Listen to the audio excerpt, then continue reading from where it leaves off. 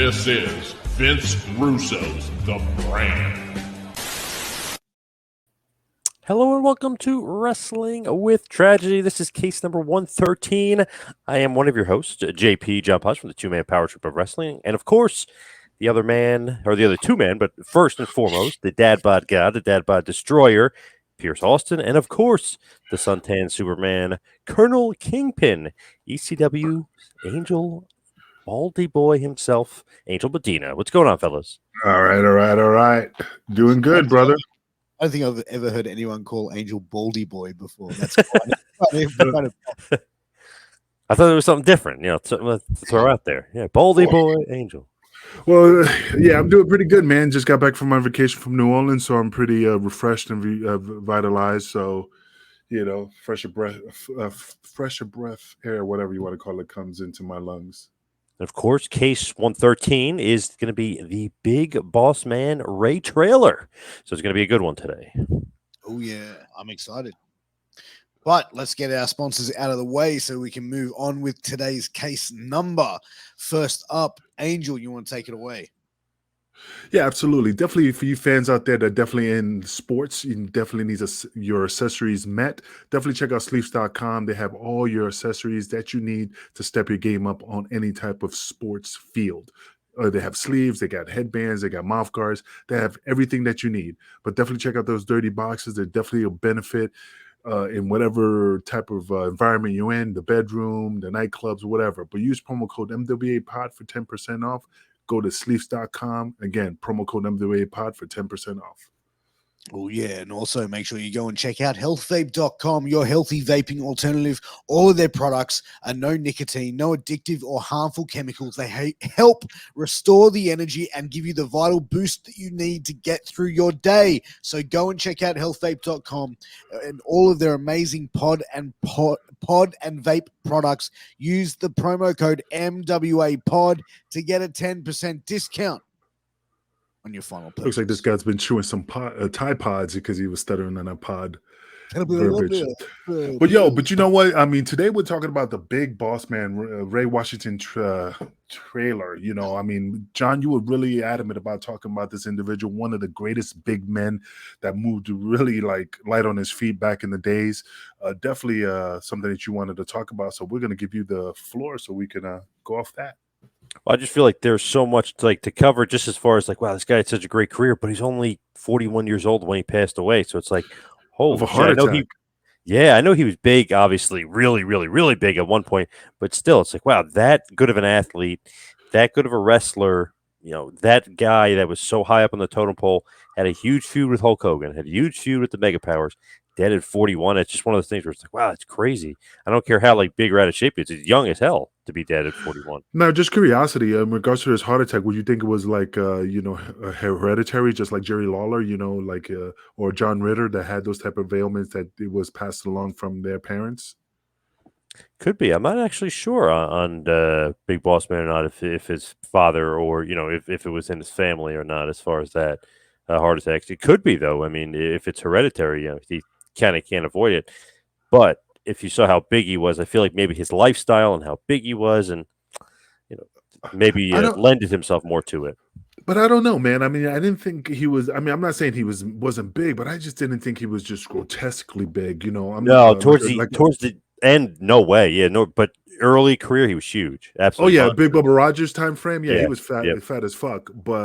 But when he was when he was getting older, he was lean. I mean, not lean, but for a guy his height, it fit his stature.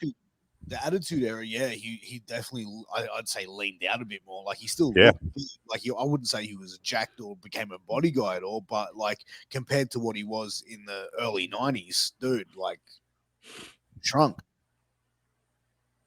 Yeah, no, absolutely. I mean, that was really unfortunate when, like I said, 41, like I said, I'm 50, and it freaks me out when I see my heroes that died at that young age, especially, like I said, I never heard of him taking any type of vice, he was addicted to anything. I mean, he probably was one of the boys and partied, but I just never heard him like a Balls Mahoney, or Axel Rotten, or certain individuals that did a lot of narcotics. I just never heard horrible stories about him.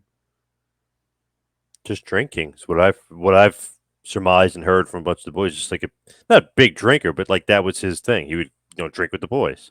Yeah, it's just drink it with the boys. And barley's good for you. Hops, all that stuff is from the earth. I don't understand. It has the vitamins and the nutrients. Like eating lettuce, but just water form. One way to look at it. I remember in the mid-90s watching WCW and seeing him turn up there and just being completely spun out, going, "Where's his uniform?" Like, you're being like a 12, 13-year-old kid. I'm like, what the fuck's going on? Like, I didn't comprehend what was happening. And then seeing him and then become Big Bubba Rogers and, going, in there and face guys, like Glacier, had matches against the Steiner brothers as well. He had some solid, matches in WCW, but like, from 96 to 98, they didn't really do much with him besides having like sort of feuding with the NWO a little bit. Because I think from memory, didn't they tease him joining the NWO? Oh no, he's an official member. Yeah, he did join them at one point. Yep, short run in the NWO, but he was technically an NWO member.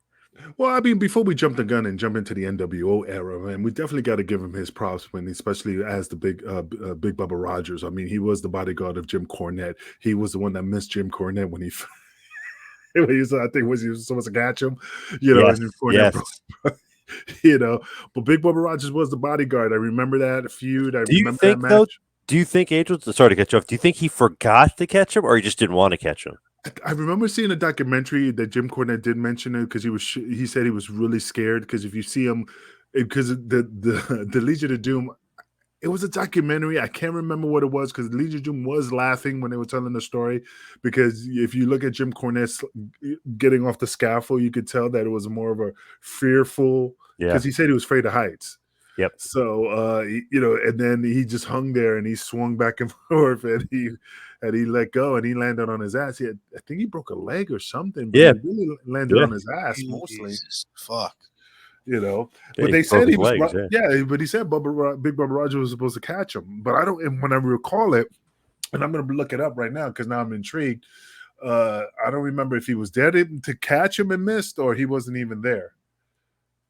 So I'm gonna look that up real quick while you guys talk about it. But I mean, what was your your feelings about Big Bubba Rogers? Did you see a future for that individual? Because there was so many bodyguards, and there was so many individuals that were in the background that never made it. Did you see any type of like, oh, this guy had a future because of his match? I don't know why. As soon as I saw him, I'm like, who is this guy? Like, holy shit! Like I don't know. He's just had like a presence. He's somebody. Like he was cool. And I just read a story recently. Had talked about it. So someone online had mentioned, I think Cornette followed up on it maybe on his podcast, but Ray Traylor, when he's pretty chubby and just like nobody, he's wrestling Tully Blanchard on Saturday morning, just just random NWA TV show, and he actually took that slingshot suplex that Tully does, where you get so he does that to Big Bubba Rogers. Before, obviously, he's just Ray Traylor, just local job guy, or whatever.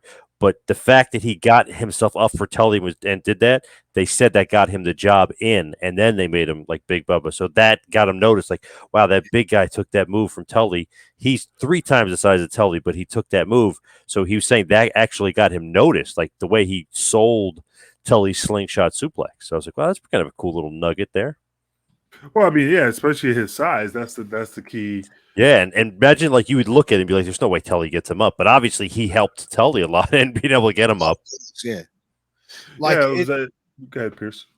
No, I was just gonna say it was really interesting to see because like for me when I saw him like come back to WWE, I think in 98, 1998.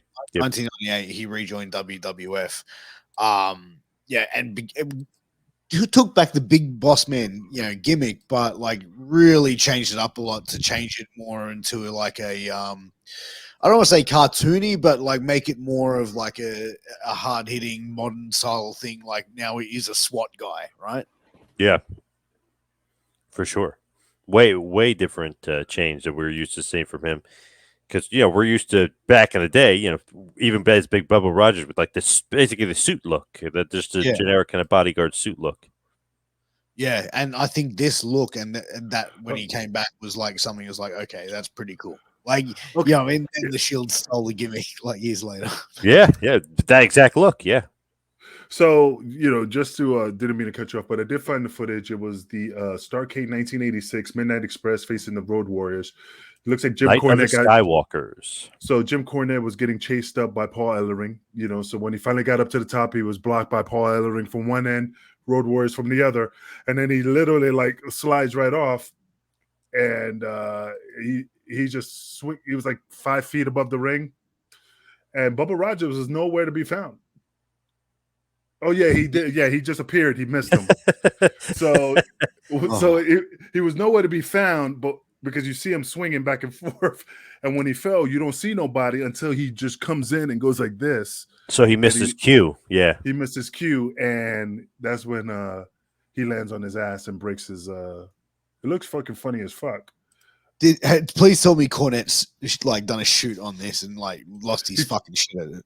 So he tore the ligaments in his legs.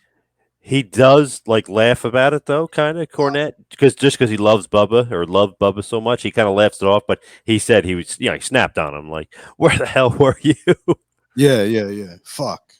Yeah, imagine. Oh yeah, yeah. He was late. He was literally late. He fell right through his hands, like literally a foot from, and then he tore the ligament in his legs because he landed feet first and then ass, but like his heels.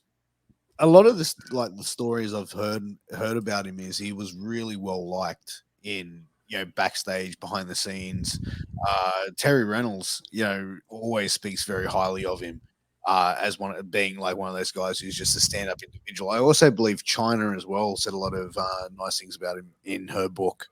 But as far as like his career in WWF, do you think like his SWAT gimmick, like let's look at this realistically, do you think he comes back in, he's got the SWAT gimmick, the black vest, all that sort of stuff, could he have been a main event talent? Sure, why not? He was. Yeah. I mean, look at the angle that he pulled when he was, Hogan, but of course, but when he turned face, when he said, "Nobody buys me," when he, and stuff like that, he was doing main event matches from that angle, I mean, who? No, I'm talking Attitude Era, 98, 99, 2000 when he came back. So when he comes back in, that's one of the, to me, I know I always pop at like those little surprises that they bring guys back, like as a shock value. Yeah. Because that, I don't know if me and my buddy, we like pop big time. We're like, holy shit, Big Boss Man. Because remember he had the mask. I don't know if you remember at first. It was a guy hiding behind Vince because Vince needed security because he broke his legs and he couldn't trust anybody else. Patterson and Briscoe were fucking up left and right. Like they didn't know what to do. So he's like, well, what could I do? So he gets this mysterious guy to protect him from Austin. So you're like, okay, this has got to be somebody good. And he has the mask on, and then when he takes it off, you're like, oh shit, like wow, it's pretty cool surprise, like little little Easter egg, like wow, Boss Man is back. That's awesome. Because WWE wasn't doing anything with him. So it's like, wow, and they immediately brought him back. Not he's in the main event, but he's in the main event spotlight because he's Vince's bodyguard now against Steve Austin. So I felt like he was in a pretty good spot there, and he definitely trimmed down from WCW. He definitely lost some weight. He was looking pretty slim and trim. But I just love that look because you're just like, wow, that's a completely new look for Boston. But it fits the Attitude Era because it's black, it's mysterious. He has to protect Vince McMahon, who's like the darkest, most evil guy in the world. So to me, I don't know. Me and my buddy, I remember we were like religiously watching it. Like, wow, that was fucking great. Like now he's got Boss Man on his side. Like instead of the Stooge, just like this is great. Well, just curiosity, why did you think he switched from the Big Boss Man outfit? I mean, he could have like modified it to fit that time frame, but why did they go to the black tactical gear? I mean, I was always wondering why he went to that route. Just to make almost it edgy. Almost the Shield. Make it edgy. That would be the only thing I can think of. Like just time and the. I could see Vince being like, "There's no more Big Boss Man, that cartoon character. We want you to be serious." You know what I mean? I could see it. Yeah. Do you know what the SWAT team is? Yeah, I could see him doing that. Okay. I mean, I'm just curious because, like I said, I mean, he's gonna SWAT.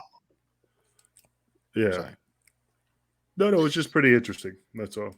Yeah, like, dude, but like his original, like when he departed WWF the first time around, What was the reason there? Was that ever documented why he left WWF? It's probably money reasons. You know, I mean, everybody was jumping over to WCW because of the scheduling, the money. I mean, What in '93 when he went to WCW? When he went back to WCW? Yeah, like why did he leave WWF in '93? That was, remember that what they were doing? They were doing the new generation. They were literally trying to get rid of all the guys from that era, like all like the big name guys. So Bossman had been there technically for 5 or 6 years. So it's like, okay, let's get rid of all the new guys. Remember, Bam Bam came in and he loses to Bam Bam. So like the writing was on the wall. They were just kind of making him like nothing, almost like he was just not a jobber per se, but he was like the gatekeeper who was going to elevate the next new guy to come in. So I think he saw the writing on the wall. WCW is probably going to pay him a pretty good amount of money, and he's probably going to get a decent look too. Like he'll be used well. And remember when they initially brought him in, which is great, he was the boss when they brought him back. So he literally looked exactly like the Big Boss Man, except for darker outfit. So WWF, obviously, McDevitt and the lawyers, they saw this and were like, it's literally the same gimmick, and he's called Boss, and Heenan and commentaries call him Boss Man and stuff. So it's like, okay, what can we do now? Let's make him the Guardian Angel, which is very popular back then, and it kind of still is a little bit with certain sectors in New York, which is just insane. But yeah, horrible gimmick. I hated him as the Guardian Angel. It was so stupid. But man, he was having good matches left and right with like a big feud with Vader at that point. So it was like, oh shit, like he could still go. He like had something to prove when he first got there. I thought he was great in WCW, like especially that first run. But I didn't really care for the Boss gimmick because it's such a ripoff of Boss Man. And then Guardian Angel, I hated that gimmick. Yeah, and having him dress like the Guardian Angels. Yeah. As well. I just think you're just jealous, and that's just my opinion. I could see Angel as a Guardian Angel, actually. Yeah. Oh yeah. There was Tony Rambo. It was already a Tony Rambo Guardian Angel, Tony Rambo in Brooklyn back in the days. Oh, get out of here! Yeah, it was Tony. Is that Rambo. Johnny Rod's gimmick, or is that a real person? No, Tony Rambo was just a worker back in the days. In the '90s, he was the Guardian Angel, Tony Rambo. Oh, okay. Who gave him that gimmick? Himself, or did like Johnny Rod or somebody else give him the gimmick? No, he's not a Johnny Rod's guy. Oh, he's not. Okay. It's a terrible gimmick. Come on, it's terrible. But they went into changing from the Guardian Angel to Big Bubba Rogers, which is a much like Big Bubba Rogers is still like, all right, you know what I mean? Like it's probably not the best name for that, you know what I mean? Like, but it's definitely a different style of gimmick. Which it's pro wrestling, wouldn't you say? It's more like pro wrestling. Yeah. Big Bubba Rogers. Yeah, Big Bubba Rogers. From Southern Kentucky. I don't know. No, Big Bubba Rogers, like I said, he was a very interesting character. I mean, I really enjoyed his. I mean, I'm not saying he had any work, but it was pretty. I don't know. It was just something intriguing about him, and I think he did wrestle before he was the manager. But I want to say AWA, but I could be wrong. He really started out though, like as like a job guy in NWA and JCP. Then when he started like to build himself up, then he went to UWF Mid-South, was the champion there, and kind of, went back and forth and did some JCP. And remember when they were doing the War Game stuff, they put him under the hood. He was War Machine, and he usually kind of would take the losses in the Great American Bash Tour for War Games. So I mean, they thought pretty highly of him, and people still do the same exact Bubba Rogers spot today. If you remember when he feuded with Dusty Rhodes back in, I think it was 86, 87 ish, when you hit the guy over the head with the wooden chair and it goes all over the place. That's like the big Bubba Rogers spot. Him and Dusty used to do that all the time. Okay, interesting.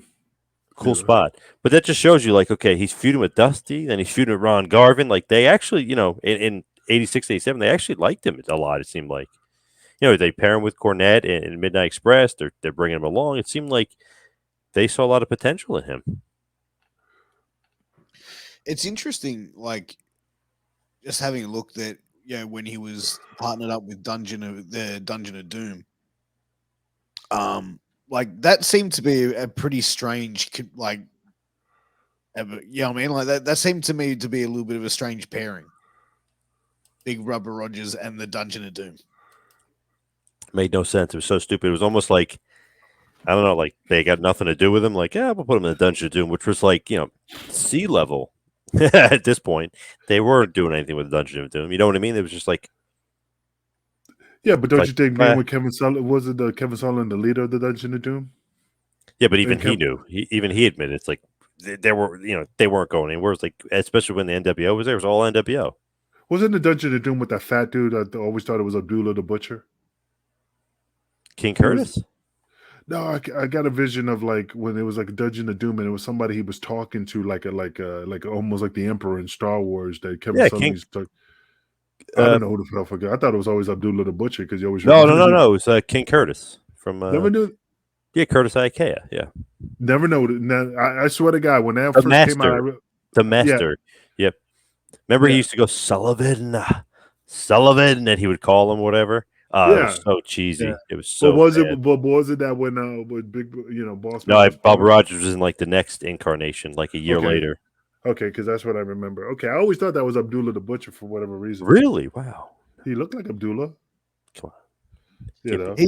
But he left Dungeon of Doom, turned on Dungeon of Doom, joined the NWO, and then got kicked out of because that's what we said. Like he was part of the NWO, or kind of in the NWO, but he got kicked out like almost like immediately after. And the excuse that he came back out with was, or the storyline was, oh, Eric kicked me out of NWO because I was temporarily paralyzed. Bad. Too many guys. It's like what AEW has now. It's too many guys. They didn't know what to do with everybody. Yeah, it's like, you know what I mean? Like, but then he goes on and has a feud with the NWO. Now using his real name. Right. He's Bro Traylor. Yeah. Yeah, because that's where everyone was really going at that time. You know what I mean? Like when you look at Hall and Nash being involved in that, they're going to start using their shoot names for sure. That's definitely like the direction that they're going for there. But it's funny, like WWE like had way too many guys, way too much going on. When a talent like Boss Man, you don't really know what to do with him. You know what I mean? Like that's kind of weird to me, anyway, because he always had a good spot in WWF.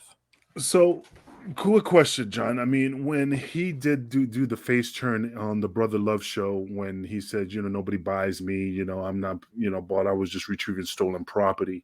And then when Jake Roberts was handcuffed to the ropes and he released him and gave him back the $1 million belt, if I recall. Yeah.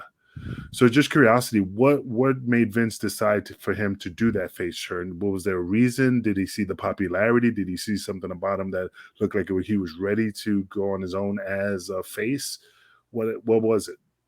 It's always like what I've heard. It's like just Vince saw something in him. It's like, I think we can make money with him as a babyface. He ran his course as a heel. He fought Hogan, fought Savage. He's at the top. Let's turn him and see. And he was immediately over as a big baby face. He was, I'd say not top 2, but maybe top 3, like over at some points. Because man, when that music hits, they pop like crazy. They run to the entranceway and stuff. I mean, they were going nuts for the Boss Man as a baby face. Well, just curiosity, what did you think of in regards to him having the match in regards with the Mountie and when he threw Mountie in the jail? To me, so entertaining because Jacques it can really, pull it off. SummerSlam 91 can really pull like a comedy gimmick off, but he's also a good worker. So I love that kind of stuff because it's just so entertaining to me. Like, okay, this asshole is going to get his comeuppance, and then they're going to embarrass him. I like that kind of stuff, especially back then. It's just a lot of fun and a good feud too. Didn't you feel bad because they put him in jail and he was the Mountie? I loved it. I loved it. My favorite vignette I know we're going off track, but I just want to say my favorite vignette in regards to the Mountie was when he had the horse and he goes to the front of the horse. This faces Canada. And then he goes to the back of the horse and this faces the United States. And it was always, I still laugh to this day because it was a good, I don't know who came up with that idea, but it was funny, And again, another very memorable theme song, the Mountie's theme song when he's, singing his own song. I like the All American Boys. That's the best. Yeah. I always like the All American Boys song. But anyway, we could definitely talk about that in a different episode. But yeah, I mean that's one thing that really caught me off guard when again I'm talking to you from a teenager's perspective.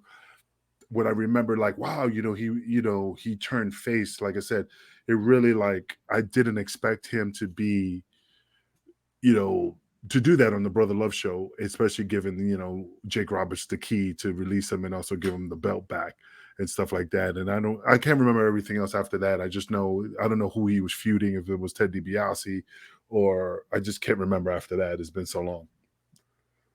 He had a bunch of feuds that were good. I remember, obviously, Nails. I think everybody remembers that feud.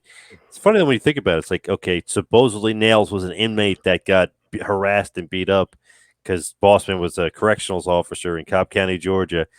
So it's funny, like, when you think about it, it's like, wait, is Nails lying or is he telling the truth? You know what I mean? Because if he is telling the truth, then Bossman is kind of a dick. But obviously, Nails is playing the heel. I thought that was an interesting thing. Not that Nails was a good worker or anything, but I always was entertained by that gimmick and by that feud.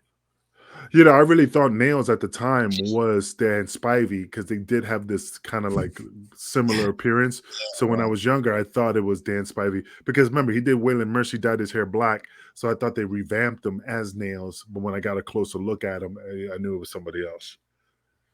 Oh, yeah. Yep. Kevin Kelly, his real name. Yeah. Yeah, choked out Vince. Or threatened to kill him. I don't know. He tried to choke out Vince, I think. Yes. Yeah, beat him up and tried to choke him out. Yep. Did he beat up Vince? Oh yeah. He had him like over his desk, and he was like literally going to kill him, and they had to come in and break it up. Because he wanted more money. I don't remember. Yeah, screwed him on pay. He said, yeah. Yeah.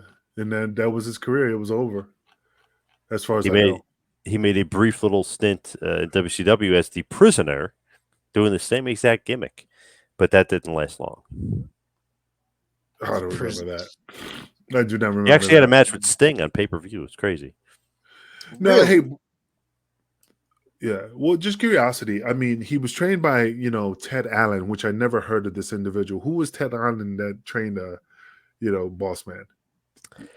He is I wouldn't say well-known, but in like the Georgia area, like the Georgia territory, he's pretty well-known as training a bunch of guys. He was a worker too, but never a big name or like a big deal or anything. But if like you're from like the Georgia area, I know he carries a lot of respect and a lot of weight as far as being like a decent trainer down there. So basically like a Jose Lothario who trained. Yeah, without as big of a name. Yeah. Yep, yeah, it was somebody like that, because I never knew who the hell he was. When he did come out in that pay-per-view. So, never heard of him. But yeah, I mean, that's pretty interesting, because I never heard of his trainer, and I'm not knocking him or anything. It's just that I'm pretty wrestling savvy, and I just didn't know who he was at the time, and his accolades. But yeah, Bossman, like I said, but you know what I liked about him, especially when he ran to the ropes and he did that baseball slide and then slid out the ring and gave that guy the punch to face. He was quick. Yeah, and athletic as hell. Yeah. Yeah, that's what that stood out. He stood out the most. And one thing that always stood out to me, he had an awesome punch, right? I love, and especially like when he does the kind of the uppercut punch. Yeah. Like an uppercut rabbit punch. And that kick. Remember how flexible his legs were? He could get that kick up to your face in like 2 seconds and bring it right back down. I was like, wow, he was pretty damn athletic for a big guy. Pat Patterson would have definitely loved that flexibility. It's just the way his legs go up. Hey, he was athletic as hell. Yeah, I used to love that too, especially if the guy's in the corner and then he'd go and slide out and then come back in, and sometimes take your leg out or sometimes come all the way back in. He was fast as hell. What a great athlete for being how big he was. My vision of him doing that was when the guy was leaning on the second rope. Oh, yes, and slide out and then punch. Yep. Him. Yeah, I remember that. Most of the time, and that was, like I said, he was fast and agile. So that's what really stood out the most. And even if you remember Royal Rumble 92, the way he gets eliminated, remember Flair just like ducks and he goes over the rope? It's funny. Like he like flies and like bounces off the rope and gets his weight and like flips himself over. You're like, wow. Pretty nimble for a big guy. Oh yeah, it's interesting because like in near 2002, I think like I probably just around 2001, 2002. Actually, before I get into that, I just wanted to say how crazy it was that he formed a tag team with fucking Booker T. Like, how the fuck? That was basically, I think Bossman was injured for a little bit. He came back. Booker T was kind of feuding with Austin. Yeah. So you had Booker T, and Vince was kind of with Booker T, and then they put Vince and Boss Man. So then they put Boss Man and Booker T together. So it was kind of like a thing against Austin. They did a lot of funny like backstage skits. Like they did something where Big Man calls up Booker T on the phone, and Booker T is like really dying laughing. He goes, "Man," he goes, "I want to play bingo tonight," and you can see Vince is really cracking up because I'm sure Booker's just making up stuff and just getting him to laugh. So then, like the next week or whatever, like the timeline is, but Boss Man will come in and him and Booker T will be arguing, and he keeps going.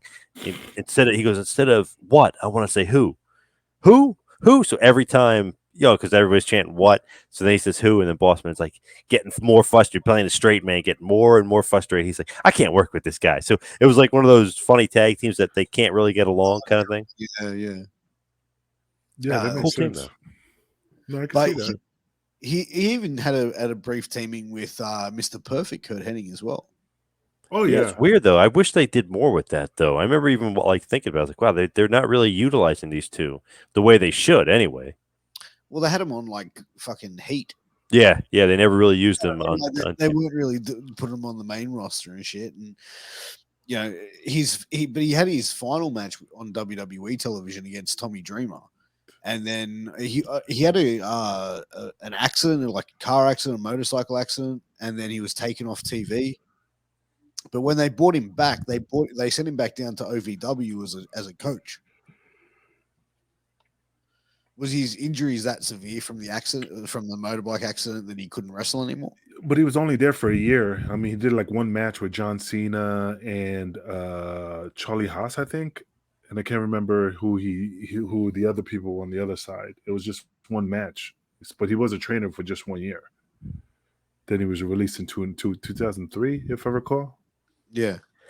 He could still work and he could still wrestle because he went to Japan and he still wrestled a bunch. So it wasn't like he couldn't wrestle. I feel like that they were just, moving on like they always do from the older guys. It just seems like that's just the case.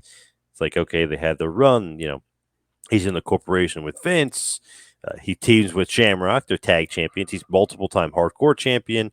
He's fighting Hell in a Cell in WrestleMania 15 against The Undertaker. Like he just kind of ran through his course, I think, or they're thinking of like, all right, let's move on to a younger guy, cheaper guy, and let's get rid of the older guys from the show. Sure. That Hell in a Cell match. Do you remember the hanging? Oh yeah, I was there live. Really? Dude, I remember watching that and just going like, how the fuck did they gimmick that? Like, I knew it was a gimmick, right? But I was like, how the fuck did they gimmick that shit the fuck up? Because that was like crazy. Him literally hanging from a fucking noose. Without his hands, yeah. Yeah. Like without holding. He was just there, yeah. I wonder how he did that. Me too. I was curious. Is there a way you can like do it from like?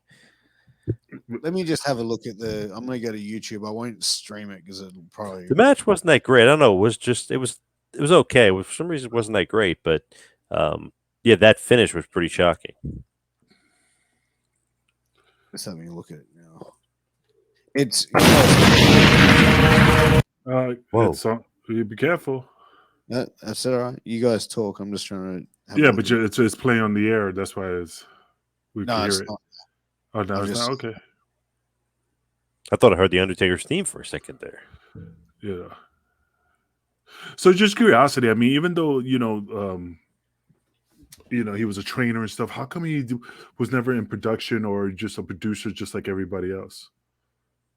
I don't know. I feel like they have certain guys that they have like earmarked for that, and sometimes it's like surprising, and sometimes it's not. But I don't know. Maybe he just didn't want to do it, didn't like it. There's some guys that flat out just hate that responsibility and that role. It's so boring to them. Like they just don't want to do it. So that could have just been him, or maybe he just wasn't interested in it.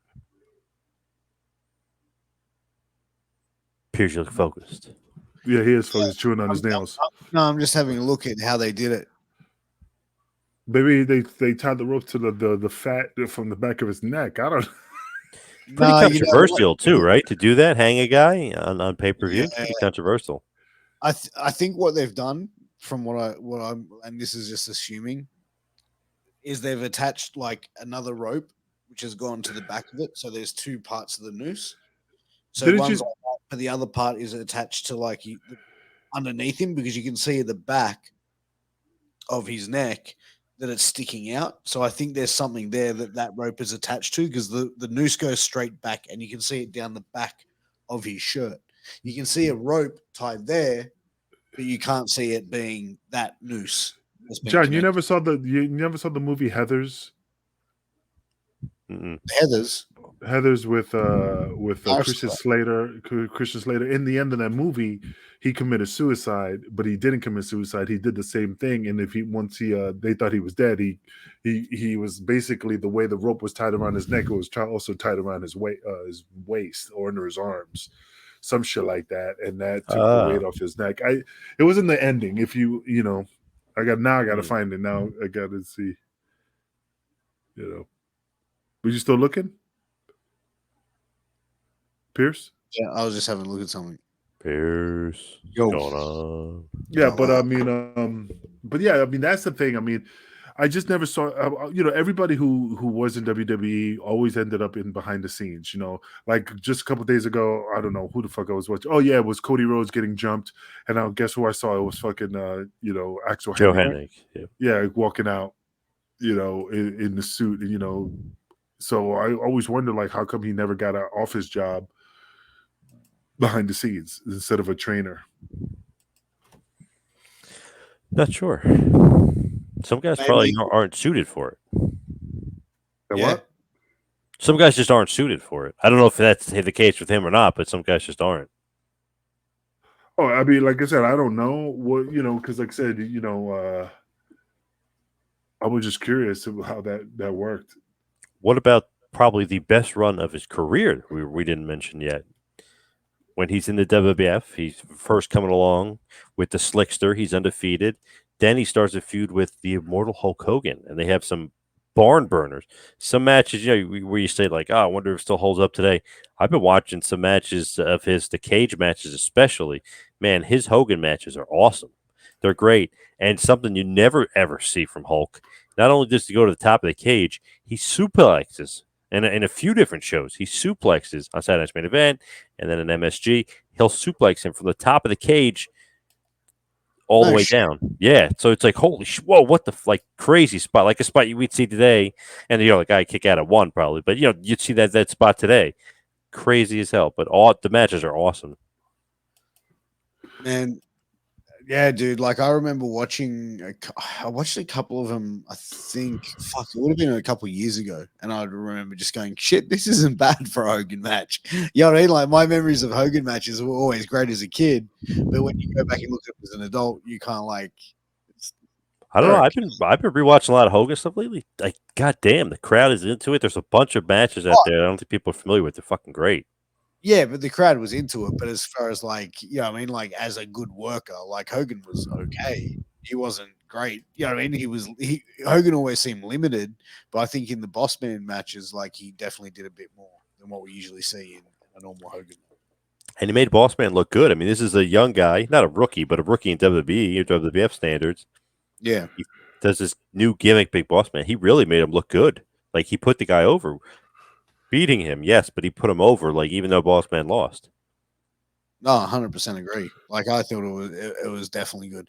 But, as far as, Ray Traylor near the end of his life, we did mention, I just found out it was he crashed his Harley Davidson in 2002 after hitting a deer. I don't know, like, where's he from? Georgia, you were saying, right? So Cobb County. Yeah, right. So is that like hitting a deer on a motorbike? Like I think you'd be able to. It's like hitting a kangaroo on the motorbike. It's gonna fuck you up. Yeah, but what I'm saying is, like, when you're driving by like a deer, like you're on a motorbike, wouldn't you see it coming, or these like things just come out of nowhere? No, they literally out of nowhere. Yeah, they're crazy. Fuck. Sometimes they're attracted by light. So if you're driving and they come out of nowhere, they're like just they're not thinking. Yeah, same as kangaroos. Apparently, if you drive at night in certain places, like kangaroos will just jump out to the cars. Yeah, they don't even realize it. Like, oh shit! Like, oh, it's a 1-ton automobile. No, like they see the light and they get like distracted. They'll run right at it. Yeah, very very common here, especially deer. Fuck. But he took a year recovering from those injuries. What were the state of his injuries? Like, how bad was he injured from that? Like, I can imagine he'd be pretty fucked up, but like, what did he sustain? I'm not sure, but I know that it's bad when you're in a car sometimes, and he was in a motorcycle and he's getting hit by a deer, so probably not good. Can't be good. No, definitely not. Like, dude, that fuck it depend on the size of the deer as well. Because Ray Traylor was no small dude, right? He was a big fucking guy, so that deer would have been pretty fucked up as well. Oh yeah, yep. Yeah, I mean, but like the thing is and I'm sorry for being distracted. My daughter's out of the house, so she was like, "Dad, can I stay out late?" So I'm like, what time is it? So, no, she but can't. Yeah, she's 17, so I just got to give her that leeway sometimes. But anyway, but the thing about them is that, like I said, with a deer situation, like I said, they come out of nowhere. I mean, Piers, I'm not making jokes, but like in kangaroos, a similar way, like you could be riding exactly. and they'll come out of nowhere and hop in front of you, thinking that motherfucker is going to go this way, and he just goes jets in front of you, and you get fucked up, you know. I mean, I never seen him, any videos of anybody getting hurt by kangaroos, but it kind of be the same concept. But once you hit a deer, you're fucked. It's like hitting a moose. You ever saw a moose? You ever saw somebody hit a moose? Their fucking legs. The legs are so fucking high is that that's why people are afraid to hit mooses, because if you hit a moose and you hit their legs, their fucking whole body will go right into your windshield, because their legs are so fucking tall. So you get all this fucking moose meat right to your front windshield, and it crushes you to death. 9 out of 10. Yeah. Moose ain't no joke. Dude, like Ray Traylor died at 41 years of age. Like on the sofa. Dude, I turned 40 like a month ago. So I'm like, this is, you know what I mean? That's very close to home age, right? So 41, very young to go, and died of a heart attack. He wasn't really known to be a guy that was into gimmicks and stuff, was he, Angel? As far as I knew, I never, like you said, what John said is he loved his beer just like any other wrestler, but I just never heard anything bad about the guy. I mean, nothing negative, no stories. I mean, like right now, like I'm blank because I always heard stories about somebody, to bad temper, argumentative. I just never heard anything negative about him. I mean, John, you probably more in depth in regards to the. No, he was like beloved. I mean, it's not like a Rick Rude situation where like, oh, he's doing all these gimmicks and what else is he up to? Never heard any of that about Boss Man. I always heard that he was well liked. Oh, yeah. I mean, go ahead, Piers. No, I was just going to say, spit it out. It's interesting to say, like, we mentioned his tag team run with Ken Shamrock. I remember vividly them having the tag belts, and I've just realized they only held them once. And I'm like, fuck me dead. Like, I vividly remember seeing them as the champs, like back in the day.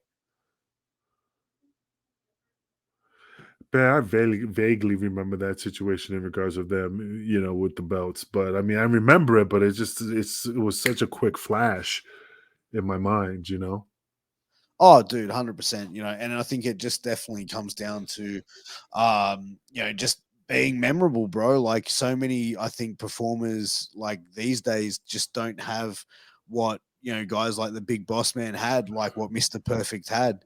That these guys have a legacy that 20 years or almost 20 years after his passing, we're still talking about him.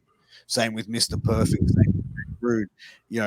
These guys are memorable. Their stories, their legacy, their legendary status, what they did in the world of professional wrestling lives on forever. You know what I mean? Like larger than life. But the thing is, John, I mean, okay, he died of a heart attack, and usually 9 out of 10 when they do the autopsy, they say, blockage, hereditary, just like, but as I've been looking, they just say heart attack. Everywhere I look is just heart attack. There's nothing. I'm not saying foul play or anything, but usually they get more in depth in regards of like, he had blockage, he had this, he had that. I mean, for a guy who never really done anything besides crashes, his motorcycle and didn't really do any much gimmicks and drank his beer. I mean, I'm just wondering what caused his heart attack. You know, like I said, if it was hereditary or it was, not eating well. You know, Could be just poor health. Like maybe he just wasn't, the healthiest guy as far as eating and stuff. You know what I mean? I just could have been that, and being that big for that long, and then losing the weight, then gaining the weight, then losing the weight. I mean, that could have played some bad effects on his body. Plus, I think the injuries from the motorbike accident as well, that could have been a contributing factor. You know, like the medications he was on, that could have easily been like, you know what I mean, heart enlargement stuff, like side effects from some of these pills. Because you got to think, like, dude, you get a hit, you have an accident on a Harley Davidson where you hit a fucking kangaroo or a fucking deer, whatever it is. You know what I mean? You're gonna be needing some shit, right? Yeah. Yep. No, I hear you, man. It's just like I said. It's just he was so young. He was still had talent. He had a lot of knowledge to give a lot of future wrestlers. I mean, I can see him right now in AEW. I mean, how old would he been right now? He died at 41 in 2004. So what? He'd have been in his 50s. 63. Still young. Still young. Yeah, he would have. 61. Yeah, he would have still been young to give people that knowledge, man. You know. Yeah, that's it. So, all right, guys. Well, look, we're going to start wrapping it up. That has been case number 113, the Big Boss Man. Guys, thank you for tuning in. We definitely appreciate it. You can catch an exclusive first look at all of our shows on russosbrand.com it's russosbrand.com and also patreon.com/russotwc. Gentlemen, what do you think we should be doing up for the next case next week? I really don't know. I mean, we could definitely talk about individuals in regards to like Dr. Death Steve Williams. Oh, that's a good story. I mean, he died young. I mean, he did tough enough. Was it tough? Not tough Raw enough. for all. Raw for all. Thank you. But yeah, Dr. Death Steve Williams is definitely a good topic. I mean, there's a lot of wrestlers out there. I mean, death is, it's out there, man. So sad to say. I can't believe we went through a whole episode about Bossman. We didn't mention the Twin Towers. Oh, Slick yeah. and Hakeem. Come on. Yeah, I was waiting for that, man. Twin Towers, brother Slick, and stuff. I love the Twin Towers, and stuff. That was great.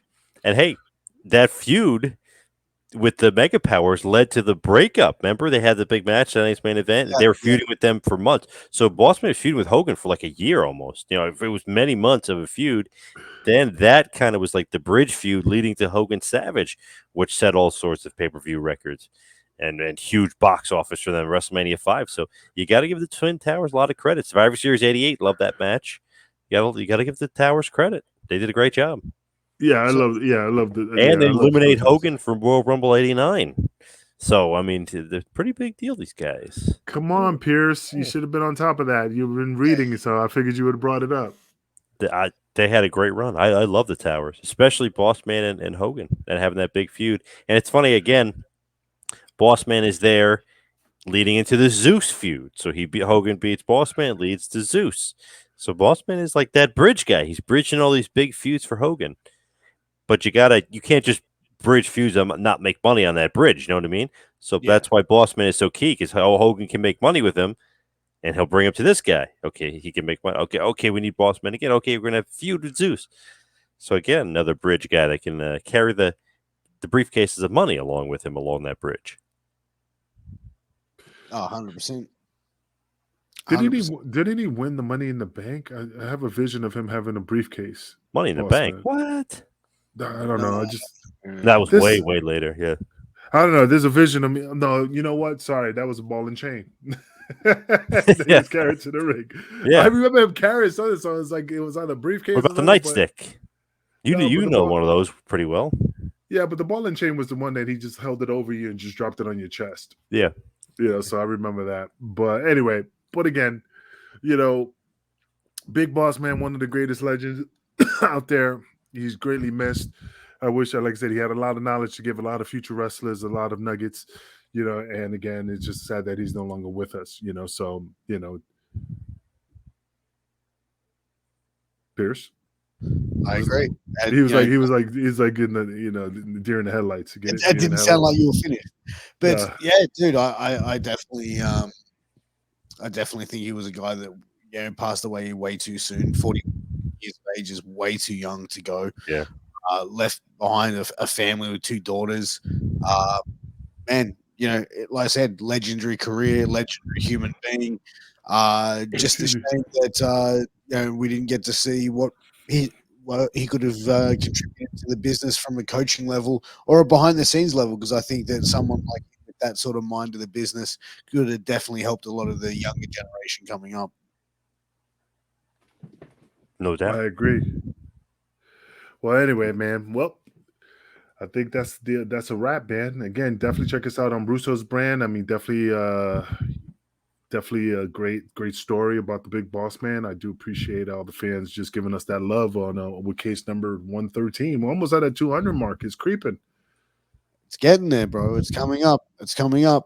But guys, we got a few more to get there before we do. But guys, with all the best, would take care, and we look forward to seeing you next week. Take care, peace, and play my music. Bang!